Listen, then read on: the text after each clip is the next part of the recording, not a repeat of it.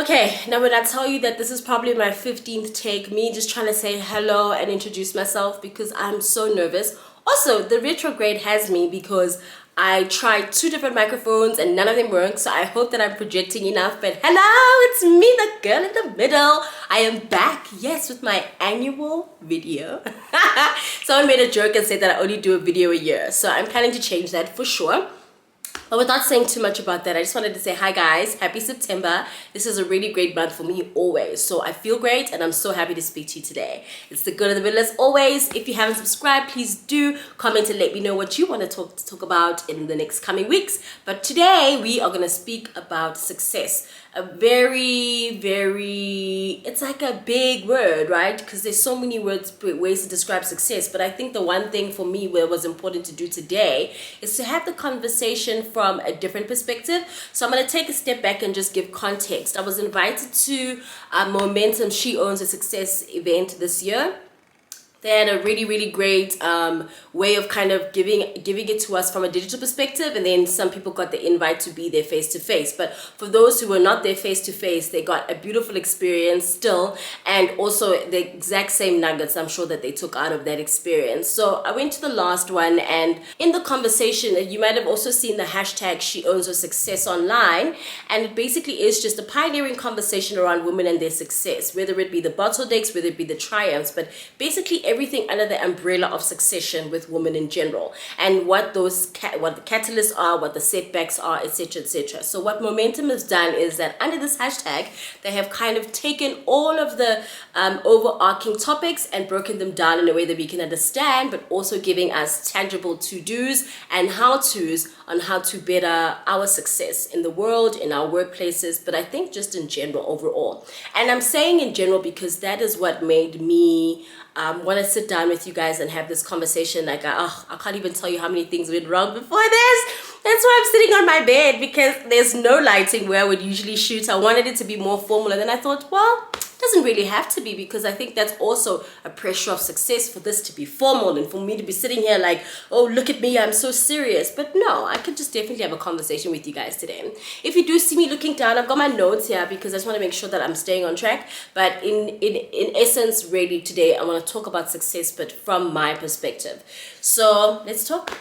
So the reason why I wanted to talk about success today is because, you know, there's been so many really great, there's summits and conferences and workshops that really give you an idea of how to tangibly deal with the workplace as a woman, your success in the workplace as a woman, etc. And it really had me thinking about what success actually is. Besides and beyond the definition of it, what does success mean in my life? And I think my jump off was really just thinking about the climate of the world, or rather, let me start with our national climate. Our national climate already doesn't really offer the majority of us luxuries that are monetarily based, right? And I was thinking about me, myself, being someone who's been retrenched 5 times. I had to think to myself, in the last maybe 5 years, just to be safe, I would say in the last 5 years, I really can't say that I've ever felt financially stable in the last 5 years. And even with retrenchments, that will bring not only your emotional well-being down, but it also bring your financial well-being down. And so it really begged the question of, if there are ups and downs, ebbs and flows in my life, and I'm sure in a lot of other people's lives, considering our unemployment rate, is it healthy then to have success based on money? And based on money, I mean, you know, when you hear success, you automatically think abundance. You automatically think somebody who's got the means, right? But when I hear success, I think about the means that I don't have, the means that I haven't had consistently. And the fact that, you know, when I open a magazine or open a newspaper, people are talking about how-tos, how to save for a holiday, how to do this, what to do with your extra money. And it's like, there's no extra money. There's no extra money. There's no extra money to save. There's no extra money to save for holidays. And there's just no extra. There's just always an assumption that there's extra, and everybody's conversations are in the context of there being something already. And my thing is, what happens if there's nothing? What happens if you don't have a job or anything like that that you can use to pin some kind of success to? Who are you without that? And I feel like for me, I've had to live it. And so I wanted to just share a few nuggets about pockets of success that I feel are important to call out, that have got nothing to do with money. That have got nothing to do with money. We are obviously dependent on money as a resource in the world as human beings. I get that. However, like I say, it just kind of hits me every time I see something about, oh, how to do this, how to do that. And it's like, no one's talking about the fact that no one has the money to even save, or no one even has the money to even save for that holiday. No one has the money, or not a lot of people have the money.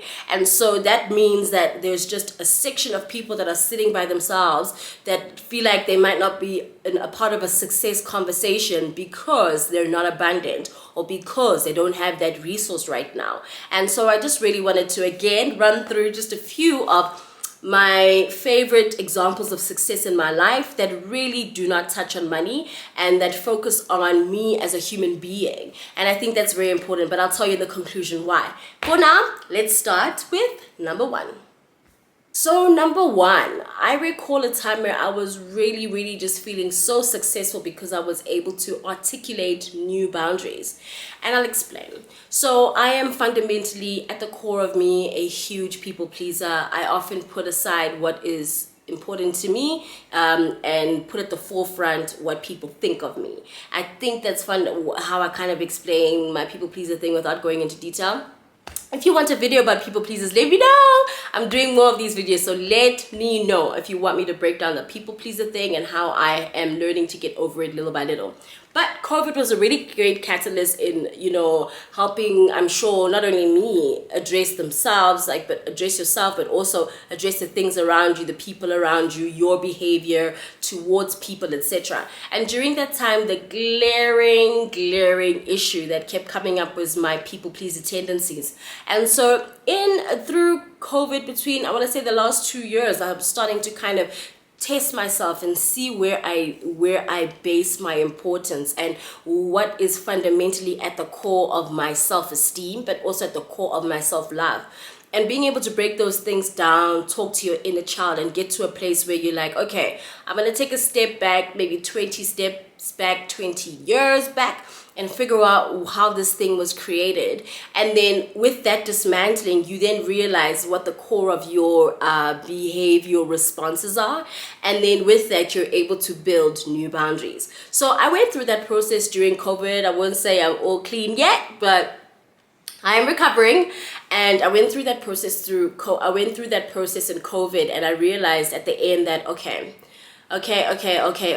this thing is really about self. It's about self-esteem, it's about self-love, and that is the catalyst for any type of understanding, because once you are very content with yourself, it then becomes okay who kind of falls away.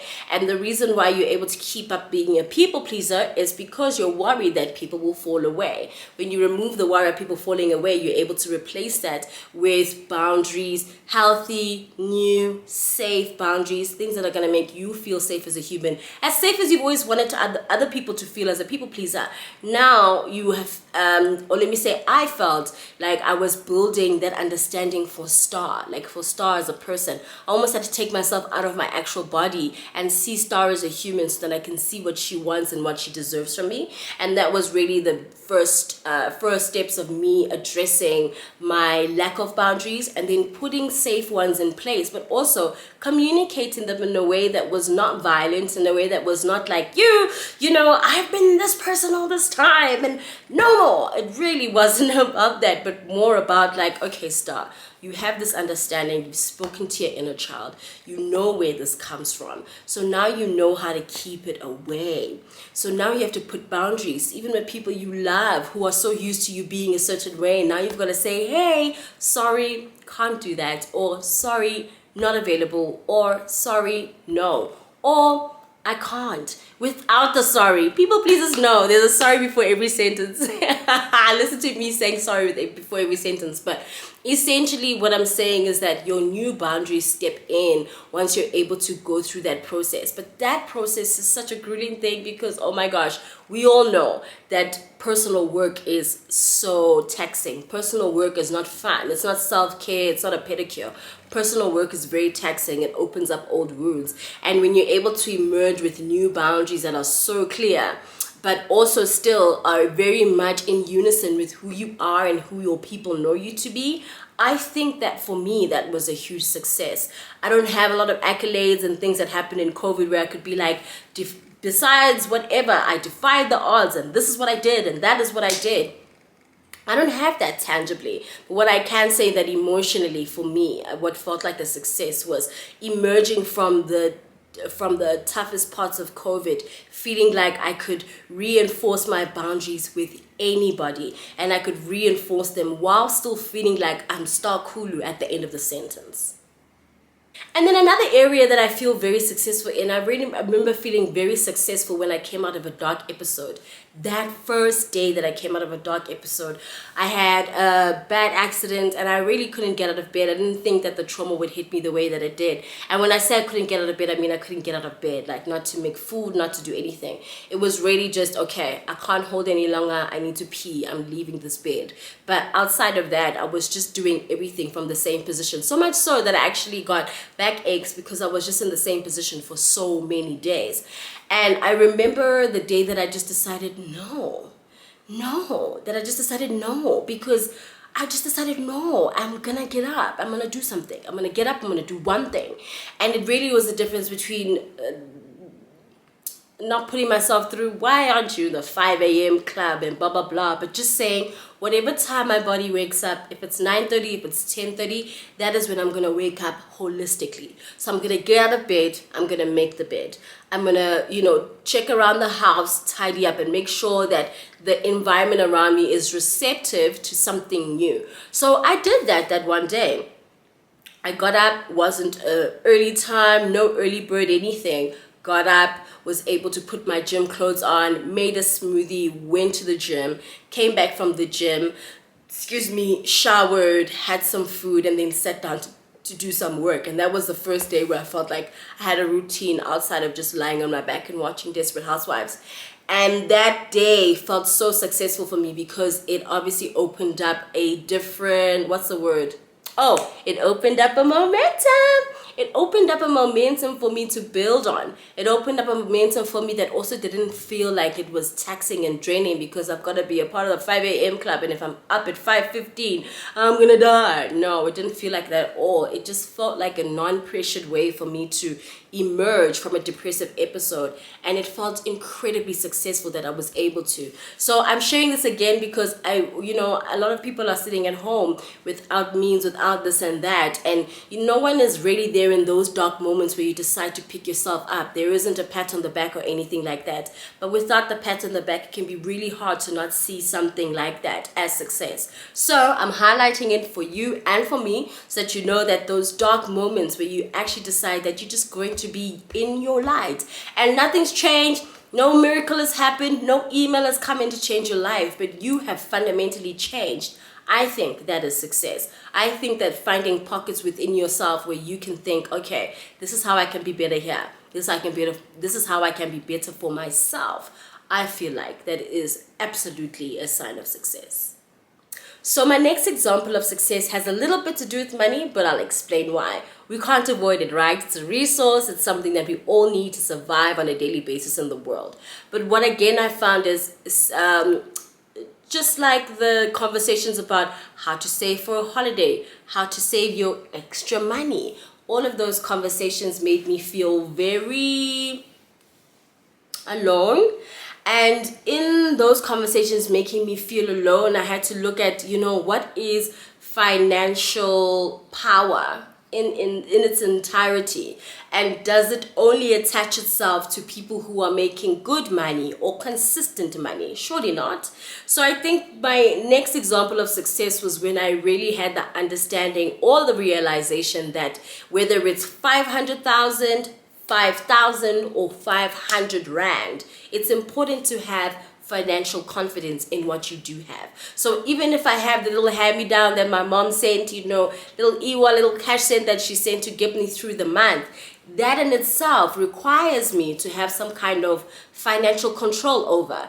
And so I don't know I don't know if I'm explaining it properly, but it's just, there's so many conversations again around, separate your money, do this, do that. Some people don't even have that. Some people have a 500 rand coming in and you've got to do everything. But even with the 500 rand, I feel like it's unfair that you can't have some kind of financial power or some kind of grip on your financial conversation, whether it be that measly 500 that is not covering everything you need. But what are you doing with it? How are you making it stretch? And how are you feeling confident in the fact that once the 500 rand comes in, you know exactly what to do with it? So when it was really hard and money wasn't coming in and I was living on not even savings anymore, but living on just living on donations, living on whatever someone would send, possibly, etc., etc.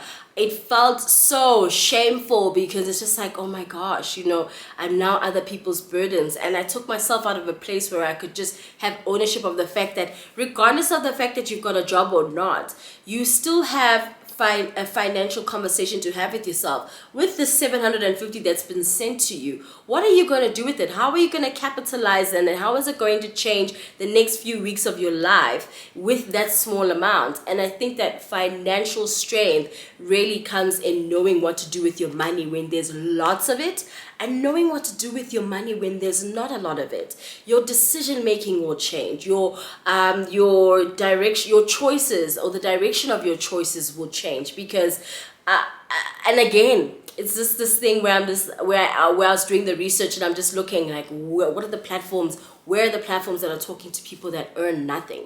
Where are the platform, like, why can't those people have a financial conversation? Why can't you be financially confident when you don't earn a lot? Why is it implied that the financial confidence comes when you can save for a holiday? People's priorities are different. Some people haven't even thought of a holiday. Some people are still thinking about how to make the everyday things work. But even in that, I feel like they deserve some kind of financial confidence. And so when I gained financial confidence, having had nothing in my pocket, it really emancipated me because I felt like these are the actual learnings that I'll take into millions, right? But right now, while I'm struggling with the 750, I know exactly what to do with it because I know that, yes, it's not the amount I deserve, but this is what I have right now and I know how to make it last. And for me, that was such an eye-opening moment that I didn't notice as a moment that I would call successful. But I think it is successful when no matter what chapter you are in your life, you're still able to retain your financial confidence and know exactly where your money is going, what is happening to it, no matter how little is in the bank. And that's why I'm sticking to under 1,000 rand. I've used the example of 500, I've used the example of 750 because I really wanted to be clear that you don't have to have this amount coming in every month for you to feel like you've got financial confidence. Financial confidence should be around what you do with what you have and how you're able to sustain yourself with it. And so I wanted to just point that out as something that you should consider as something that makes you incredibly successful. And my last example of success that is not reliant on money is my emotional success. I really felt there were times in COVID where it was so dark and stuff, but for whatever reason, I could still find moments where I was able to see my purpose. No money, no real prospects coming up, etc. But I was still able to give of myself in a way that I know is part of my purpose. So part of my purpose is to be here for people. Part of my purpose is to help palletize issues that are really tugging at people's everyday lives. I know that's a part of my purpose, and a part of that is learning how to deal with certain individuals and their issues. When people say, can I have some advice? I take that very seriously because I feel like that is very much a part of my purpose to not only give advice because I don't want to say I know everything, but I've been through a lot. And it's so weird that I've been through a lot because sometimes I think I'm just like, oh my gosh, all these things. But I realize now that a lot of the things were really so that I have lessons to derive and lessons that I'm able to share so that people don't have to make my mistakes and I can just share what those lessons are before they go there. And so in COVID, when I was able to, amidst the darkness, amidst the dark weeks, months, I was still able to clock that someone might not be okay and connect with them, or if they connected with me, I was able to step out of that state and give them what I felt was the fuel that they needed at the time. And so that felt very successful to me, because outside of money and things like that where you can show tangible success, surely being the core of yourself is the most successful thing you can do. Surely being yourself, regardless of scenario, circumstance, or anything, is the core of being successful, because it's knowing what and who to come back to every time. And I only realized that in hindsight, I was exhausted with myself, but not exhausted with people, which again showed me that people are part of my purpose, right? But even in that knowing, when I was putting this down to think about what I see as success, what can I revert and look at and think, wow, that made me feel successful. It makes me feel successful when I feel like I'm in line with my purpose. It makes me feel successful when I feel like, regardless of what's going on, the noise around me, I'm still able to hone into what I believe God is saying so and so needs to hear. And so I feel like that's a very successful thing. I think in general, when I think I mentioned two things that are personal to me that felt like success. And those two specific things that are more emotional, it's really just, it speaks to the fact that your personal success is really based on the quality of your emotional relationship with yourself, because you can't shout yourself out if you don't see yourself. And I don't mean see yourself, I mean see yourself. You cannot shout yourself out if you do not see yourself, if you do not understand your ebbs and flows, if you do not understand your triggers, your purpose, your passions, the differences of all those things. If you're not within that understanding of yourself, it becomes really hard to see or think that you are in some way successful. And so, yeah, I can't say that I've gone here. I've never even left South Africa. But I feel successful in so many other ways. I still live in the same place I lived in 5 years ago. Everybody wants to move into a place that they like, get a new car, this and that. Those things have not happened for me.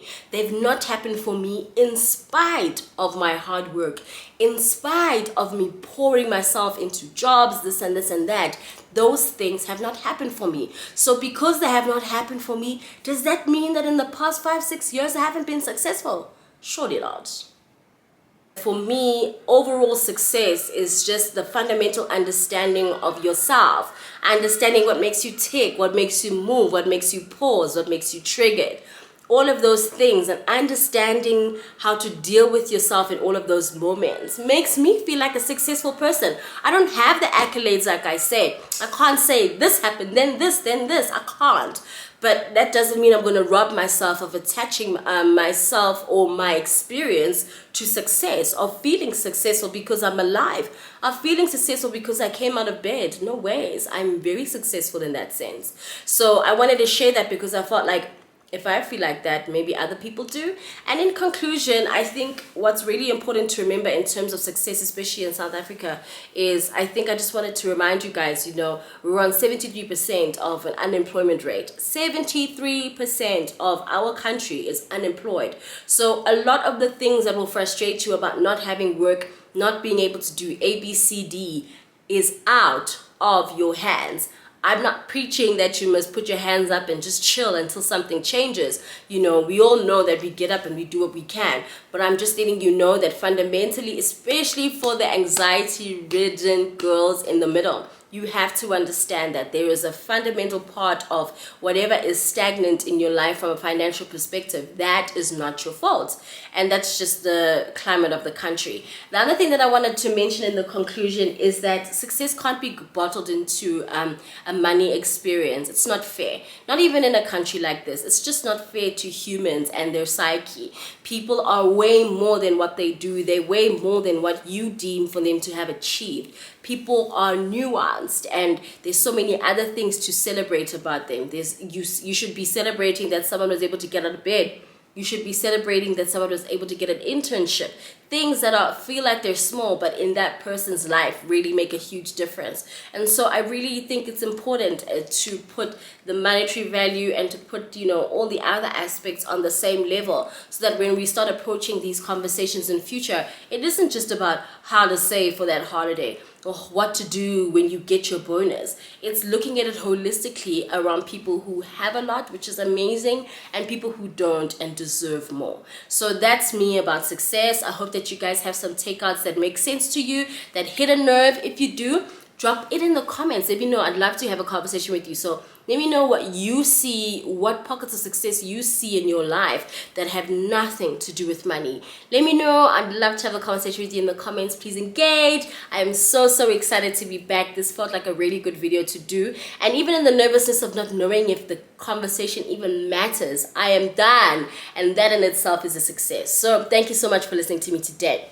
And now for what's next. What's next is that I've got a 4-part special on bullying that's coming up. I have quite a few different experiences under that, so I really wanted to share that, and I think that the best way to do it is the way that I have broken it down. So I'll make sure that on IG as well that I add the different topics on the 4 parts, so that you know which episodes you might be keen to watch and which might not pertain to you. But like I said, I am back, and I'm back with a vengeance, and I cannot wait to connect with you guys a lot more, talk to you from a personal perspective, but also just relate, and definitely end this year off with way more than a bang. But for now, guys, that's just me, the girl in the middle. Subscribe, comment, engage. I'm Star Kulu on Instagram and Twitter. If you want to contact me or have a conversation, I'm always online, so let me know. But for now, I am outies. I don't even know how to do an outro anymore. Next time, I'm just gonna shake my shoulders and be like, hi guys, bye guys, because wow, it's been a minute. But anyway, enough. Thank you guys for listening. See you next time.